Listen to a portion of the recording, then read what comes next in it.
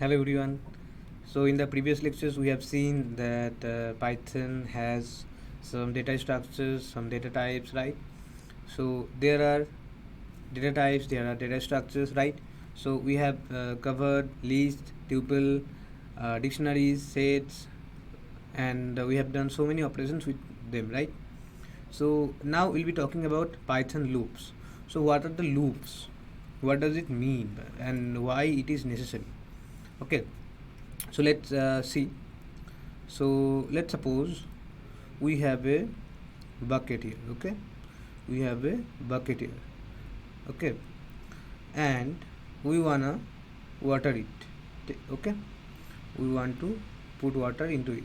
Okay, so if we have a mug like this, so how many times we have to like use this mug to fill the bucket, right? So this is how loops concept is coming. So again and again we have to do the same task, right, to fill the bucket. Okay, so again and again we have to fill this with the mug, right? So same operations will be doing. Okay, so this is a loop, right? This is a loop. Why? Because we are doing the same thing. Okay, we are doing the same thing in a loop. Okay, and it is happening like this in a circular uh, like way. Okay, and it's kind of circle. Okay, so that happens. So this is how loops concept is coming. So now what are the loops that Python have? Python has two loops. One is, okay, just a minute. Python has two loops. One is while loop, and second is for loop. Okay, now how they work? Basically what happens is, let's suppose I have a number. Okay, let's suppose, just a minute.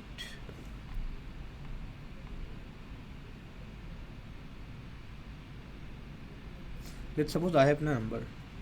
Okay, now suppose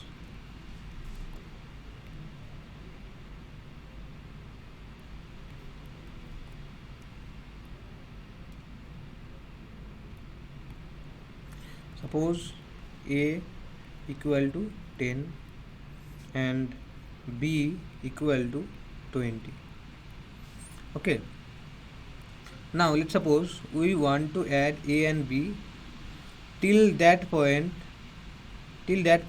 when a plus b can be like more than 100. Okay, so in first time, what will be the answer? A plus b, equal to be like a plus b equal to be like what, 30, right, in first time.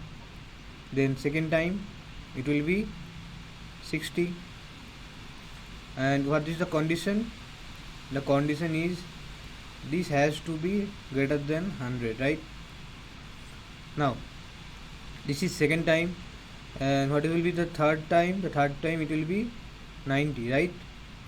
Okay, and the fourth time, that will be what, 120.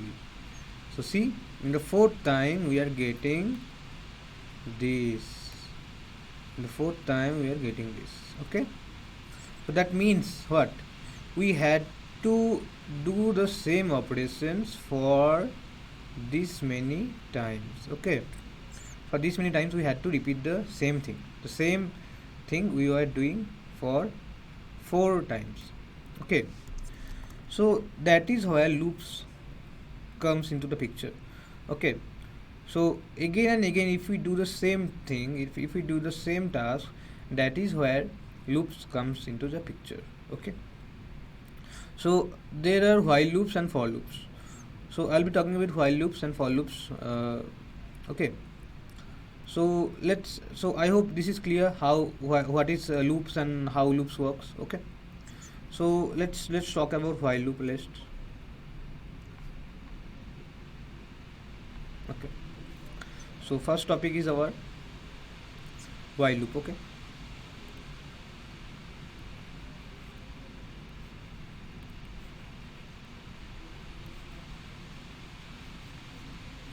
Okay. So what does this while means? So let's suppose what was the problem we are doing. A equal to 10 and B equal to 20, right? So let's suppose I tell you that do this addition operations until this A and B, until the summation of A and B is 100. Okay, so the condition will be like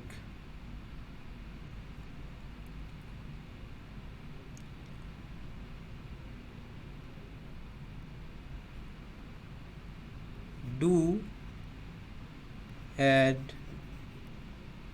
A plus A and B until A plus B equal to be 120. Okay, so this is the condition, suppose. Okay, now what we will do,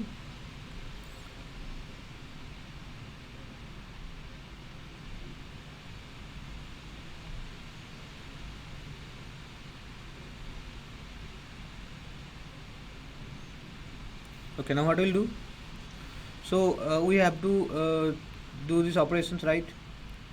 So we have to command, we have to the logic will be do A plus B until A plus B equal to be 120, right? So this is where we can write while loops. While means there will be some conditions, right? So we can write while A plus B is less than 120. Okay, while A plus B less than 120, then a colon. Okay, now we can what we can do, you can pass a parenthesis here, less than 120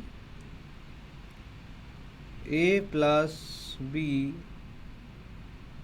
Okay, A plus B. Okay, now do one thing, let's take this into programming. Okay, go to the Jupyter, let's go to Jupyter, now do there. Okay, so what was the problem? Just comment A, add A to B until A plus B equal to B what 120, right? So what is A equal to B? What? A equal to 10 and B equal to 20, right? Okay, now we can write for while loops. While, so let's store this into a variable, summation sum equal to be A plus B. Okay, while, okay, while sum is less than 120, right?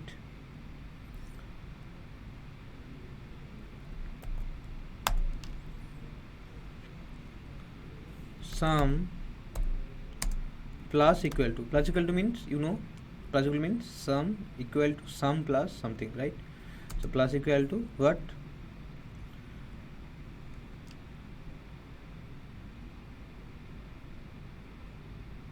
sum plus equal to what? Okay, let's create another new total equal to 0. Okay, total while total. Okay, I'll be talking about the logic. Okay, first of all let me execute total plus equal to be sum.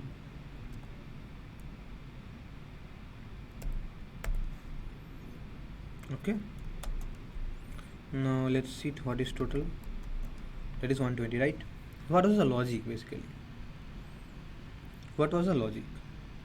And we can see how many times it is printing, it is executing.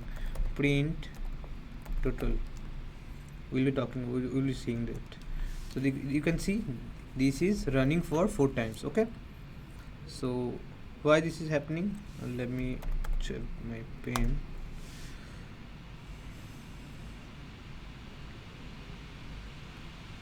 Okay, so why this is basically happening? So you can see like this.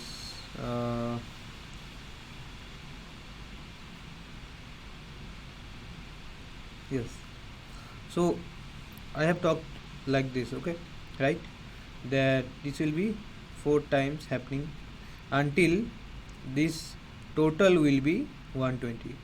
So I just took this variable total equal to 0. Okay, now until the total will be 120, the total will be added with sum. And what is the sum? Sum is 30, right? Okay, so we have stored this into a variable called sum, and then we took some total, and then we took the while loop while total is less than 120, right? Until the total will be less than 120, total will be get added with sum. Okay, and we can see these many times total is like while loop is running for four times, right? So with while loop basically you give a condition, and then you just give the like operations, right? And it will be executing the while loop until your condition gets satisfied. Okay, so like sorry when like till your uh, condition is getting satisfied, your while loop is running that time, and after that it will not be running. Okay, so this is while loop. In while loop we generally give some conditions. Okay, so this is while loop. Now basically we'll be talking about now for loops. Okay, so let's see what is for loop now. Okay, so we have talked about this while loop, right? Now let's go to for loop. Okay, now what is some for loop? So this is a for loop. Okay,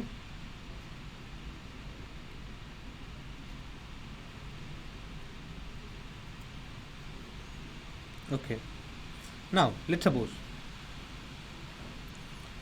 we can also give condition in for loop, but in if else condition. If else I'll be talking about this in this lecture. So what is for loop? Okay, now let's suppose like the example. Okay, like the example, like the bucket and water. You can do like this. But yeah, for loop means for loop we write like this. For loop basically iterates. Okay, for okay for let's suppose we have a like trees. We have a bunch of trees, 4 5 6. Let's suppose we have 6 trees. Okay, now we will write in for loops for tree. Let's suppose this is tree, this is garden. Okay, this is garden. Okay, this is garden. Now we'll be writing for tree in garden. For tree in garden. Okay, what are trees? Okay, sorry, water 3.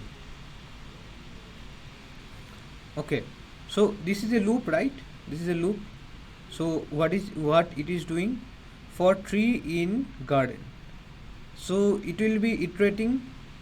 Iterating means it will be going one after another tree. This is called iterations. Okay, it will be going in this direction. Okay, so for tree in garden, so this is garden, and there is tree like 1 2 3 4 5 6 trees are there, right? So for tree in garden, so for the trees that are present in the garden, water tree, so it will be watering each and every tree, right? Each and every tree it will be watering like this. Okay, okay, so this is for loop. Okay, I hope this is much clear, and we'll be seeing the practical examples also. Now let's go to the Jupyter. Let's do some operations with for loops. Okay, so let's do. Now let's see, we have a dictionary, we have a like list. Okay, L1 equal to B. Now let's suppose we have 4 students. They are named like Rishi 1, then Rishi 2, then Rishi 3, then Rishi 4. Okay, now we'll be doing something like for name in L1. Okay, you can see for name in L1 what we'll be doing. Now let's just print, first of all, print name. You can see the names are getting printed, right? Now if we want to do something like print hi, then comma, then name. Let's see. Okay, we can see hi Rishi 1, Rishi 2, Rishi 3, Rishi 4. So hi, and then each and every name is getting executed, right? So this is with the help of for loop. Okay, so what we are doing, like, right? So we are doing just, first of all, the for loop is coming here. Okay, first of all the for loop is coming here. It can see that this is the name, so it is printing this hi along with this name. What is the name? First of all, first name is Rishi, so it is in first execution it is like printing this Rishi 1. Then in the second execution it's going from here to here. Okay, now what is the name now? Now name is Rishi 2 now, so it is printing hi and then the name Rishi 2. Okay, now in the third execution it is going to here and it is printing like Rishi 3, so this is the name, right? And in the fourth execution the name is Rishi 4, so the name is printing Rishi 4 as, right? So this is how for loop is executing everything. So one after another it is iterating through the values and it is printing one and other values, right? So in one execution this one value is executed, in second execution this value is executing, and in the third execution this value is getting executed, and the fourth is this, right? So this is how for loops works. So I hope this is clear pretty. Okay, now let's talk about some if and else statement. What is if and else? So you know, like what is if else? I mean we all have studied what is if and else, right? So let's do something. So I told you, right, there is a garden. Okay, let's go with that example only. Okay, so I told you there is a garden here. Okay, this is a garden. Okay, now there is suppose flower tree, there is maybe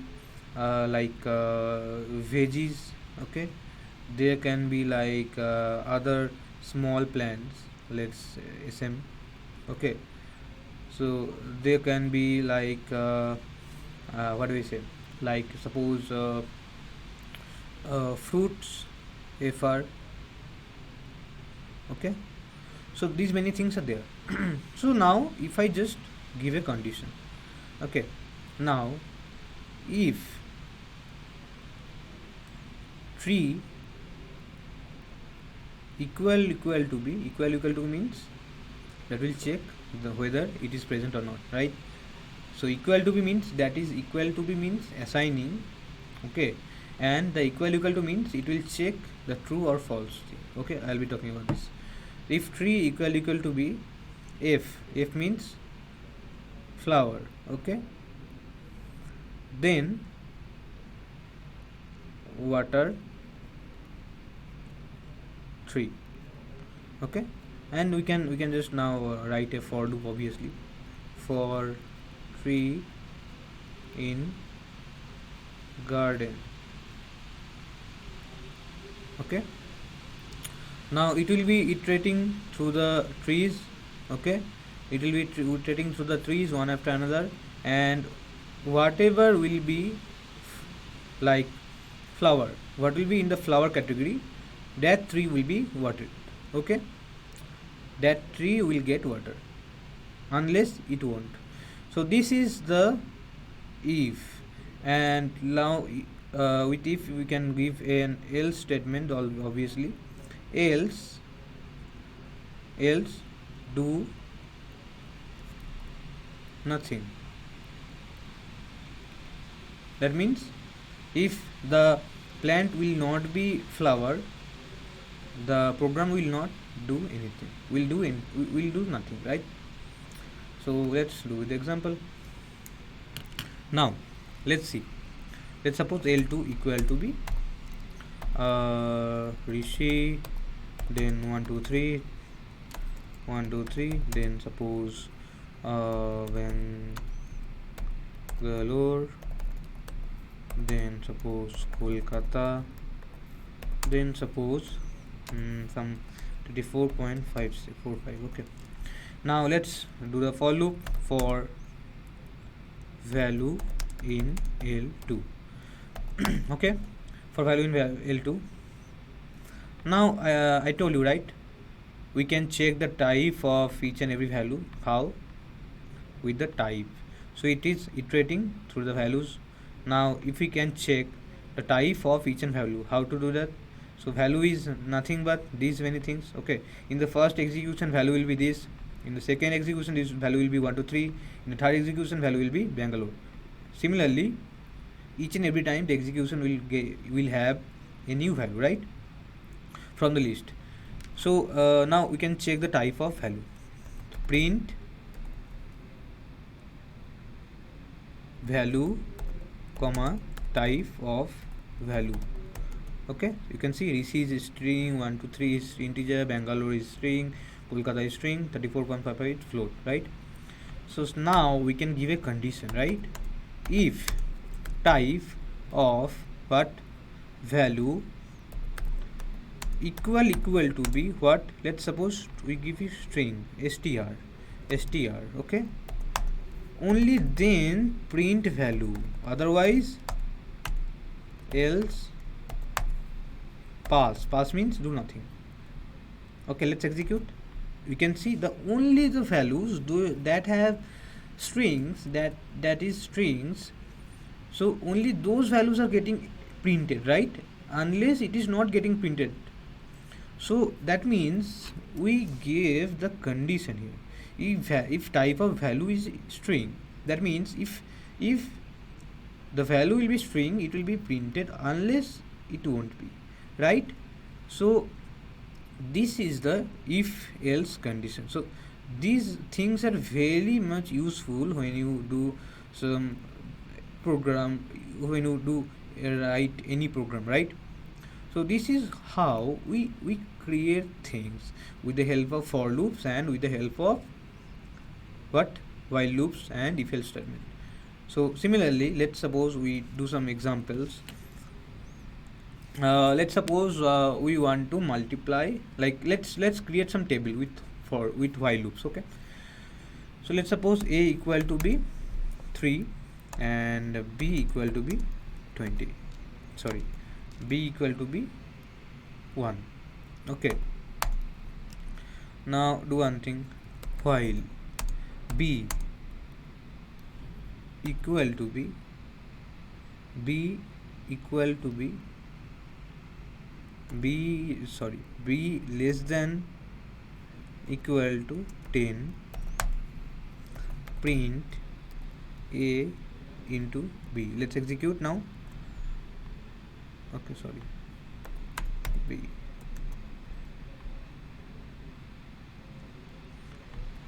Print a into b. Now we can assign b equal to what? Now we can assign b plus equal to 1. Okay, now do this right now. See, this is the table. Okay, now we can do like this, so that will be easier. A into b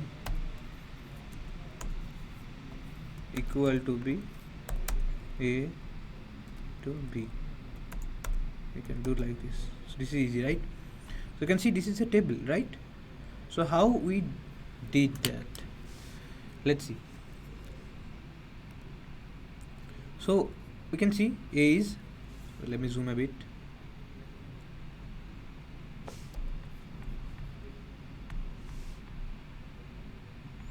Okay, now how it is happening?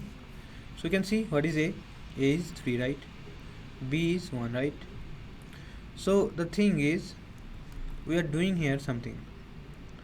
While b is less than equal to 10, that means until the b will be 10, you can see there is a equal to option, right? So until the b will be 10, the loop will be printing a multiplied by b, the multiplication of b, a and b, right? So in the first execution, what will be the multiplication? 3 into 1 is equal to 3. Now we have written something, b plus equal to 1. B plus equal to means b equal to b plus 1. So what was the b initially in the first execution? In the first execution, what was the b? B was 1, right? B equal to 1. That means in the second execution, b will be what? If this formula, b was, right, 1 plus 1, right? B will be, cause there b was 1. So when the first execution is happening, right? So what was the b? B was equal to 1, because from here it is getting the value. So b equal to, b was 1. So now b will be 2. 1 plus 1 equal to 2, right? So in the second execution, b was 2. So now what is the b now? So now the multiplication will be a into b equal to what? A was 3. A is not getting changed. Okay, so 3 into 2 in the second execution. Similarly, in the third execution, b was 2 plus 1, right? In the second execution, b was 2 here. Okay, now what was the b? B was now 3. B is now 3. So now a, what will be the a and b? That will be 3 into 3. Similarly, each and every time b is getting changed with 1, b is getting incremented with 1, right? So this is how the whole table is happening, right? This whole table is happening like this. Okay, I hope this is clear. So this is how we can create own tables, right?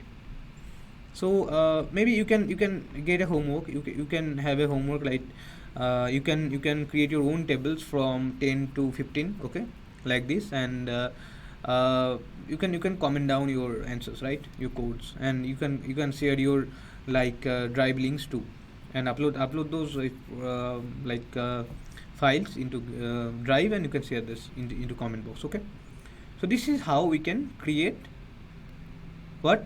We can create multiple tables, multiplication tables. Okay, so we talked about while loops. Okay, so now will be what? We can do this similar with for loops too. For I in range, what? Range, suppose 11. I'll be talking about this. Print a into I. Let's see. 1 to 11. Okay, same thing is happening also here, but the execution is little bit different. Okay, I'll be talking about this. A into, sorry, B. Okay, result is same, right?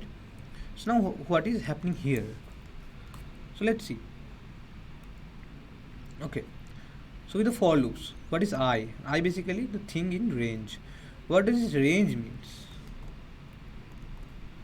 Okay.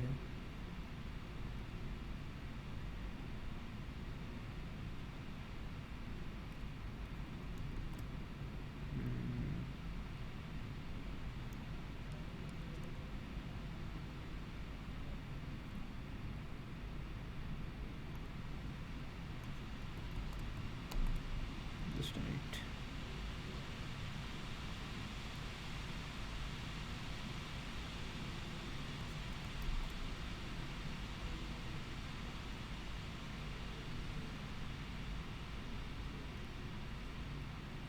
Okay, what does range means? Let's suppose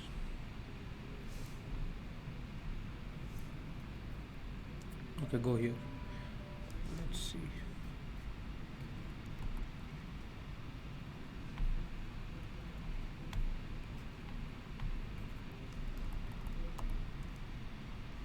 Okay, sorry for this. So what is this range? What is this range basically?